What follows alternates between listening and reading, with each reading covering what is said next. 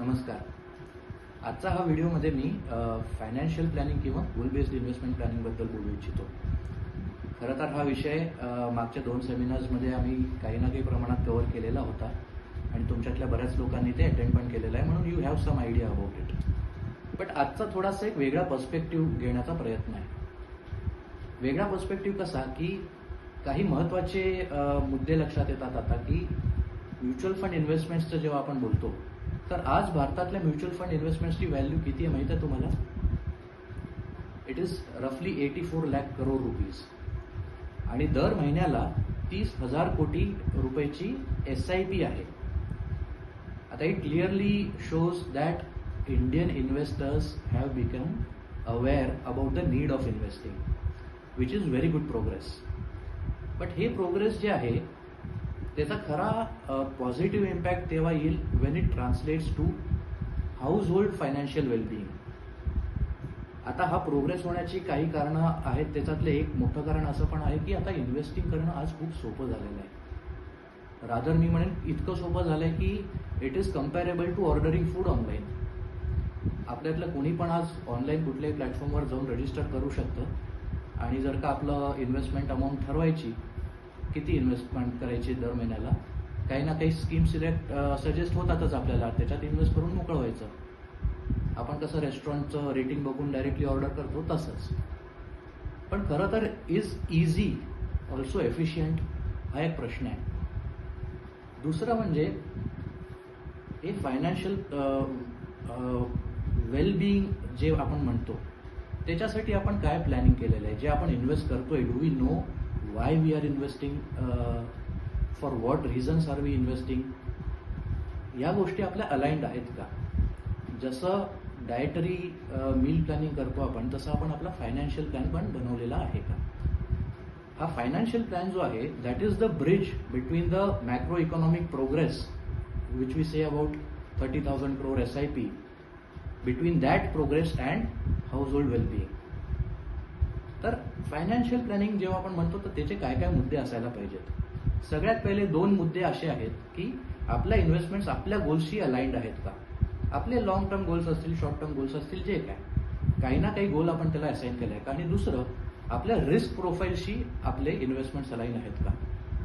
Risk प्रोफाईलचे 3 महत्त्वाचे मुद्दे म्हणजे रिस्क टॉलरन्स, विच इज मार्केटचे चढ उतार आपल्याला किती पचतात.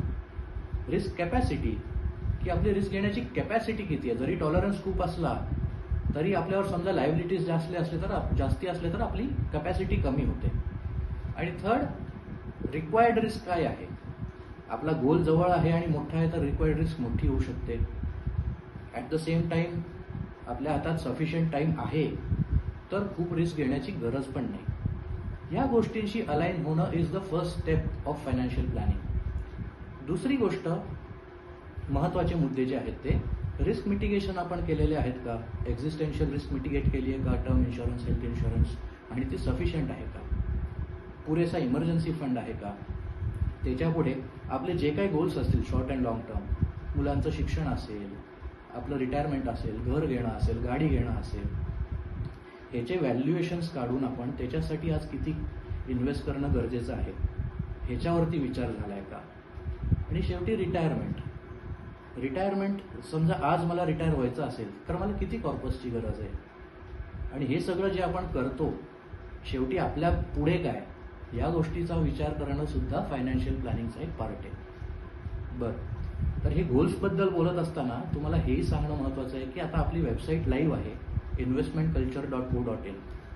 त्याच्यावरती काही इनबिल्ट कॅल्क्युलेटर्स आहेत जे तुम्हाला बेसिक लेवलवरती तुमच्या आजच्या गोल्सची फ्युचर व्हॅल्यू कॅल्क्युलेट करून देऊ शकतं आणि काही एक मोगम SIP अमाऊंट पण कॅल्क्युलेट करतं. But it is an indicative figure only.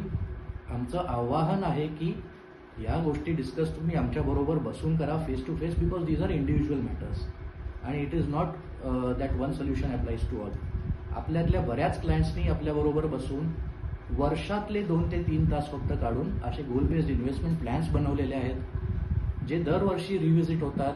Updated life stages, updated financials प्रमाणे अपडेट होतात आणि ती दिशा आपण पकडून राहतो. ॲम्फीचा डेटा हे पण सांगतो की 40% इन्व्हेस्टर्स 2 वर्षात SIP थांबवतात. आमचं म्हणणं असं आहे की जर का आपले इन्व्हेस्टमेंट्स कुठल्या तरी इमोशनल गोल्सला असोसिएटेड असतील तर हे प्रमाण कमी होईल, कारण की 2 वर्षात कधीच वेल्थ क्रिएशन होत नाही and it is ineffective way to do investing. तर जसं तुम्ही गोल बेस्ड प्लॅनिंगसाठी वेळ देऊ शकाल तसाच वर्षातनं एकदा आपण रिव्ह्यू पण करत जाऊ की आपले जे इन्व्हेस्टमेंट चालू आहेत whether it is up to mark, त्याच्यात काही कोर्स करेक्शनची गरज आहे का. ऑल वी से इज वर्षातले 2 ते 3 तास देऊन आमच्याबरोबर बसा, व्हिजिट करा, let us check your portfolio आणि गरज असेल तसं कोर्स करेक्शन करू. नसेल केलं तर नक्की करा. आणि एवढंच म्हणतो की invest purposefully because future favours the prepared. Thank you.